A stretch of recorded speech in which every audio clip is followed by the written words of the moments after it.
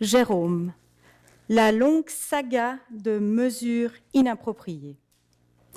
L'installation progressive d'une aliénation parentale grave, jamais contrée de manière appropriée, à aucun stade. L'utilisation des deniers publics pour des mesures successives en décalage avec la situation. Le refus de la PEA de tenir compte de ce qui est proposé par les divers psys, placer les enfants en milieu d'accueil. Conséquence, des enfants traumatisés qui présentent de multiples troubles psychologiques et de comportement. Une mère laissée à la dérive, un père privé de ses enfants. Jérôme a décidé de renoncer à les voir jusqu'à ce qu'ils soient adultes. Toutes les mesures instaurées ne faisant que renforcer la situation d'aliénation parentale et lui-même ne pouvant plus supporter cette situation émotionnellement. Extrait choisi. Il y a 3 ans maintenant que les enfants de Jérôme n'ont pas dormi dans leur lit, dans ce qui a été leur lit pendant une dizaine d'années. Un après-midi, Jérôme a été les chercher, comme il le faisait depuis 4 ans, depuis que sa femme l'avait quitté, et qu'il n'avait plus de contact avec eux qu'1 jour sur 2. Mais il n'y avait personne. Porte close, nul ne venant le rejoindre dans la rue. Jérôme a ensuite été accusé de harcèlement parce qu'il avait osé aller sonner au domicile des enfants.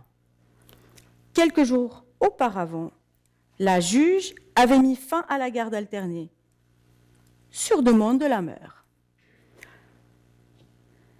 Il y a maintenant bientôt 3 ans que le conflit parental a lieu, alimenté par une mère qui accuse le père quasiment en continu, un père qui se défend.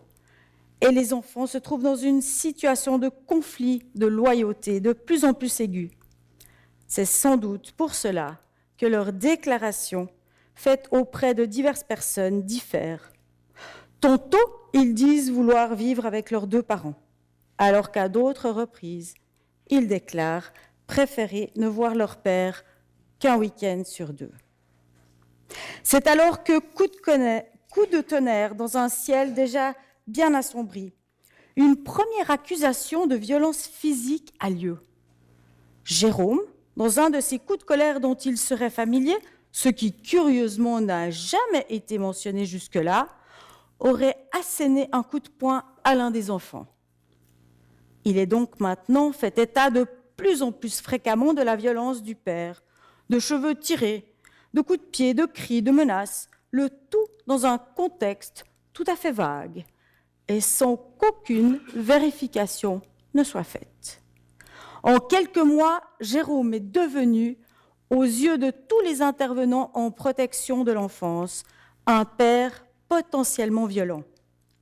Si ce récit est long, c'est parce qu'il est exemplaire dans son illustration de ce qu'est l'aliénation parentale, des étapes qui mènent à une exclusion complète d'un des 2 parents de la vie des enfants, de la famille entière de ce parent-là et des dérives institutionnelles qui l'accompagnent.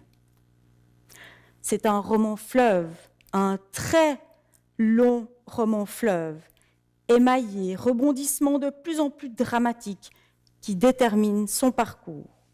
Un mauvais parcours où on altère durablement, profondément, le bien-être d'enfants qui, après avoir dû renoncer à faire partie d'une famille unie, se voient privés de tout contact avec leur père, leurs grands-parents, oncles, tantes, cousins, cousines, cousins paternels, tous déclarés comme fondamentalement mauvais et toxiques.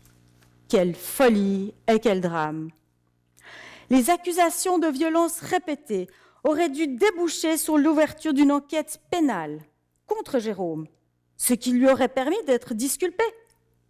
Aucune procédure pénale n'a été initiée. Jérôme a été évincé de la vie de ses enfants en raison d'accusations de violence. Je me suis réveillée plusieurs fois en sursaut le degré de souffrance et d'insanité que je parviens à tolérer étant clairement dépassé, le cœur battant à tout rompre en pensant à ses parents qui chaque matin se réveillent dans un foyer vide de cris et de rires d'enfants, sans raison autre que la malveillance ou la dérive pathologique de l'autre parent, sans qu'aucune autorité éclairée ne s'interpose pour le bien des enfants.